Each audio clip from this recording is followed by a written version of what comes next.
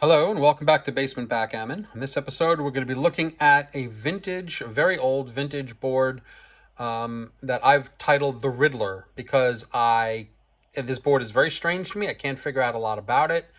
Maybe one of you can help. If you know anything about this board, please comment below. But let me take you through it. The board has the style of an AP Games board. So I'm going to date it in the early 40s. It is not an AP Games board, almost certainly. It doesn't use the same AP Games lock hardware from that time period. And here's an interesting thing. It's got a clear lucite handle. It appears to be lucite. I don't believe it's a Bakelite handle. Certainly they could have made Catalan with no coloring, but it seems strange to me. So my opinion is that this originally had a Bakelite handle here, and at some point, whoever owned this replaced it with a clear lucite handle. Maybe they even did the work themselves to drill the holes into the hardware for the hardware to accept it.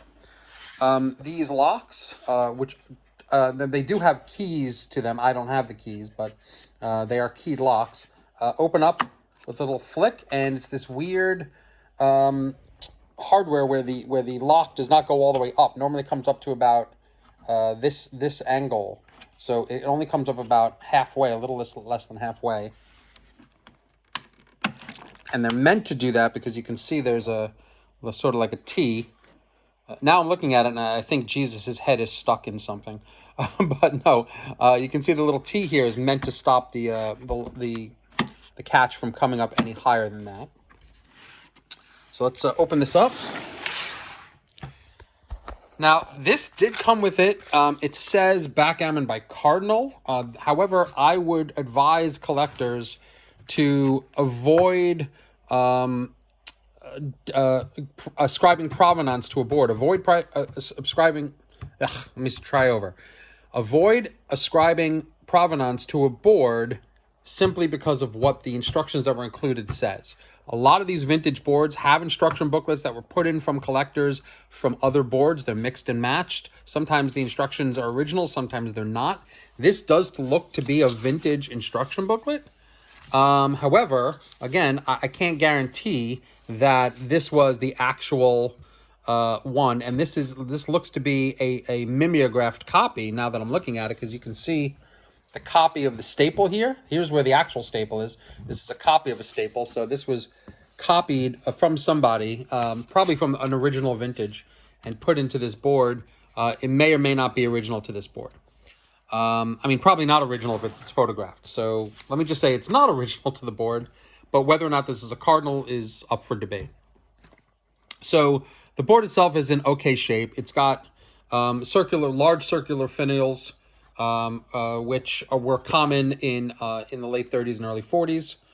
And it's got checkers, which are original or seem to be original to the board. And they do have a vintage patina on them. The yellow ones are matte yellow. The red are slightly swirly, but these have never been polished. I'm betting if you polished up both of these checkers, at least the red ones would start to show the swirls on the outside. And the yellows are a matte yellow, which usually were made in an earlier vintage time. They are 1.5 checkers. They're nice looking checkers, and they play very well. The board itself, the field itself, needs a little bit of help, a little bit of a cleaning, I think. So let's see how this looks. The cube is also original. The dice are not original, but the cube is original to the board. And as you can see, it's one of the ones that's got pressed in numbers. If you look real close, you can see these weren't carved. They were pressed from, I guess, when the plastic either had set or was about to set. These were pressed in from a mold of some sort, or from a die, I should say. It leaves a little bit of a texture up here when they're pressed in like this. It's how you know, versus being completely flat. And these old ones, you can see 2, 4, 8, 16 going across, indicate an older vintage cube. That number scheme was usually used in the 30s and 40s. which is another reason why I can date this to, I think, late 30s, early 40s.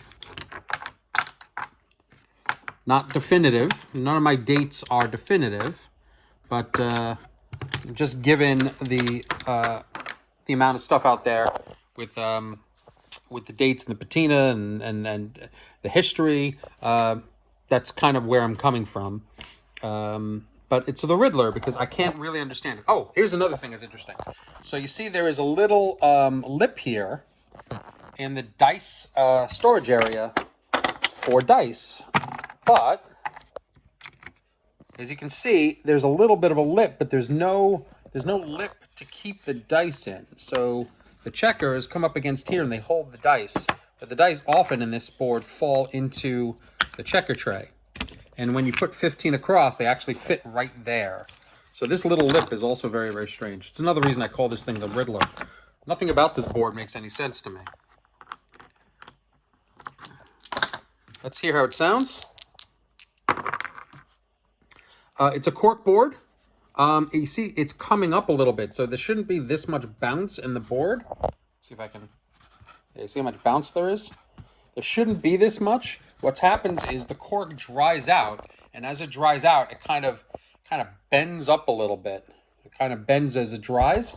As far as I know, there's no way to introduce moisture back into a board that's already been glued in and installed like this. If you have a cork, a wine cork that's drying out, I heard you can re-moisturize it by boiling it, but of course you can't do that to these cork boards. So there's not much you can do. You can try to keep it in a regular humidity area.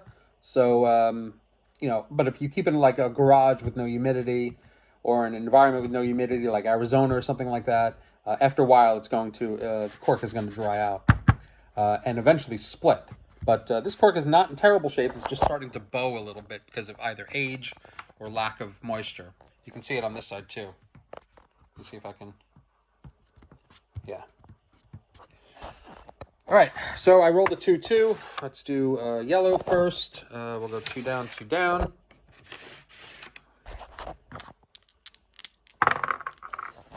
Oh, good answer. 3-1 for red.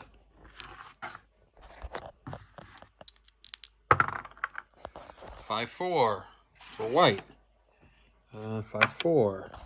Now, let's take a look at a checker. You can see the bar is perfectly spaced for the checker, which is nice. It's actually slightly larger than the checker. And the cube fits on it nicely. So anyway, this is my board, the Riddler. I have no idea about the manufacturer. Late 30s, early 40s, my best guess. I hope you enjoyed it. Thanks for watching.